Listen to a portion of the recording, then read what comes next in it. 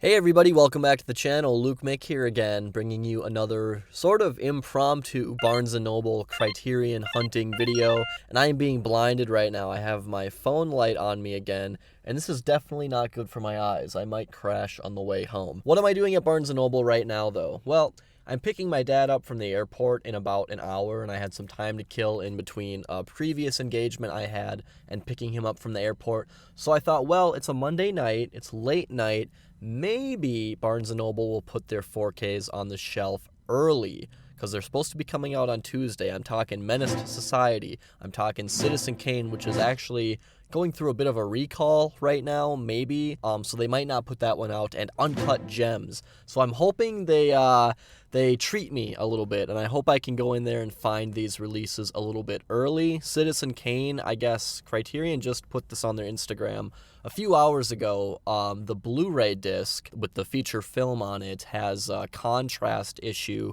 from about the 30-minute mark to the end of the film, so they're going to be reissuing a bunch of discs for that Citizen Kane Blu-ray. The 4K package also comes with that Blu-ray, so if you buy the 4K package and you want the replacement Blu-ray disc, go to their website and look into that, because they are offering that. But yeah, I'm gonna get in there because I don't have much time, very limited time. I'll bring the camera with me. We'll see if I get some footage in there. But I have my fingers. I have more than one finger. I have two fingers crossed that they have these 4Ks out and ready for the taking. So I will report back when I'm done in there.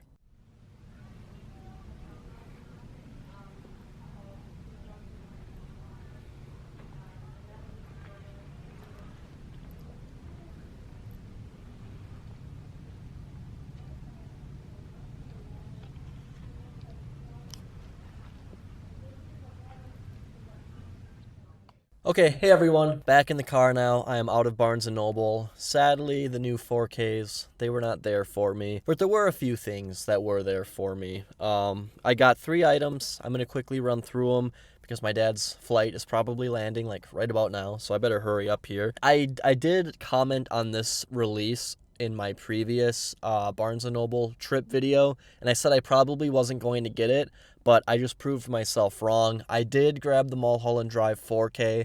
Being the only 4K release they had on the shelves, I was just like, man, I feel weird not getting it, especially, oh god, I got something in my throat. Especially because I love Mulholland Drive so much. It's a wonderful odyssey of David Lynch and all of his weirdness. One of his signature best films. So a new 4K package is something I definitely had to check out. I don't think there's anything new as far as supplemental features go with this release, which is kind of sad. I'm assuming here. I'm assuming that's the case. Maybe it's not. But a new 4K upgrade is something that I am glad to partake in when it comes to that film. I also grabbed this film. It's a pretty new release here. It is Hirokazu Koreeda's Afterlife, and this film intrigued me when it was announced to be coming into the collection. I think that the cover is oddly simplistic and beautiful, and I didn't know what this film was about until I read the back of it while I was perusing around Barnes & Noble, and it sounded compelling, and it sounded oddly familiar to a movie that came out in theaters this year. What was it called? Oh, what was that called? 9 Days. If you saw the film that came out earlier in the year 2021, 9 Days, this sounds kind of similar. It's about recently deceased people, so a little bit different from 9 Days, who are in limbo, in a sort of purgatory, and they're basically, I guess, strolling through their life to find their most precious moment to capture on film and as a sort of memory for them to take into the next life. It sounds beautiful and compelling, and I had no idea that Koreeda ever made a film that conceptual. All of the films from him that I have seen have been like sort of Ozu type family dramas. So I think it's really interesting that he made a film like this earlier in his career. This came out in 1998. And it sounds compelling. I can't wait.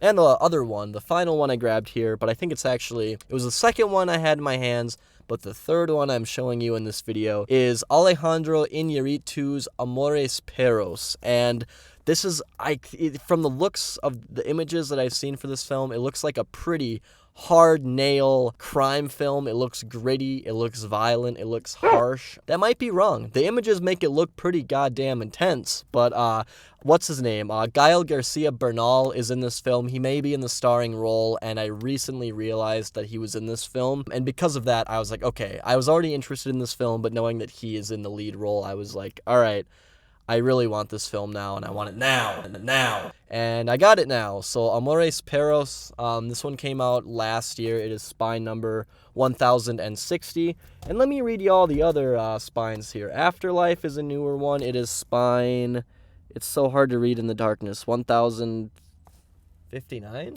What? It's like, I cannot read this. 1089. And Mulholland Drive, being a sort of re-release, if you want to call it that, is 779. So that's my second haul. I will be going back to hopefully grab all of the 4K releases. Hopefully they don't fly off the shelves like hotcakes. Will I be able to go back tomorrow, Tuesday, release day, as of filming this?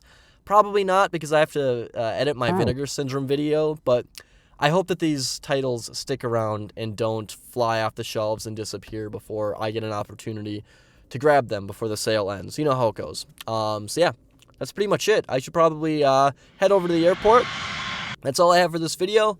Thank you all so much for watching. I hope you enjoyed this brief little Barnes & Noble Criterion trip, and I will talk to you all later.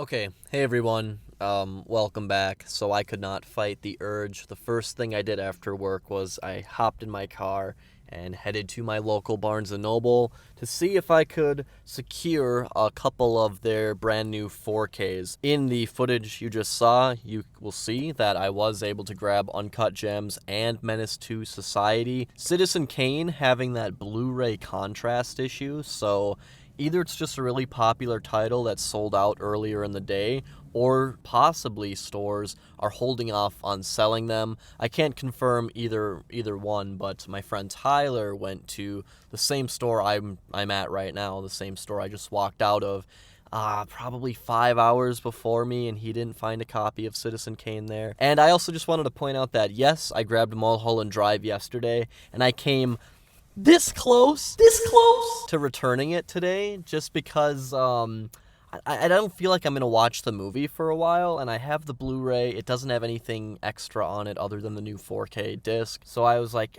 should I return it? But then once I pulled up to Barnes & Noble, and I looked at the sign there that says Barnes & Noble Booksellers, and I looked at Mulholland Drive sitting all alone on my passenger seat, I said, no, you'll stay with me. I'll give you a home. I'm not going to throw you back up for adoption. So Mulholland Drive stays with me, and Menace to Society and Uncut Gems are joining me. These two films, actually, I have an urge to rewatch really soon. In particular, Menace to Society. In my video where Criterion announced all of these titles, I kind of gave my reactions to these releases, so I won't really get too in-depth. But Menace to Society is a film that I watched a long time ago, and I don't remember many details about the film, and I am just super interested in revisiting it because it's been so long. I thought that was such an odd choice to bring in the initial slate of 4K releases for Criterion, but I'm happy that that film is released in this fashion. And Uncut Gems, truly one of the best films, I think, of the last 5 years. This one really grew on me. I liked it my first time in theaters, and then I saw it again, and then I just have loved it ever since. So this was, I was super excited when, as most people were, when Criterion announced that they were going to be bringing this to 4K and not just Blu-ray. This is a 4K, right?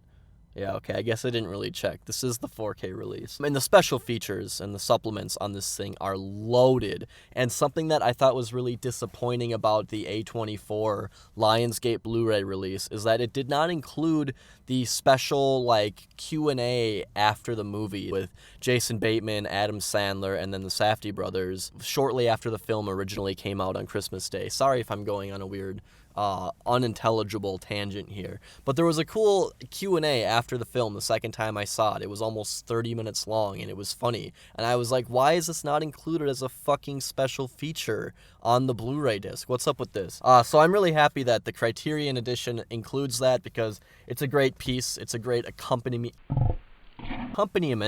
Is that a word? Accompaniment?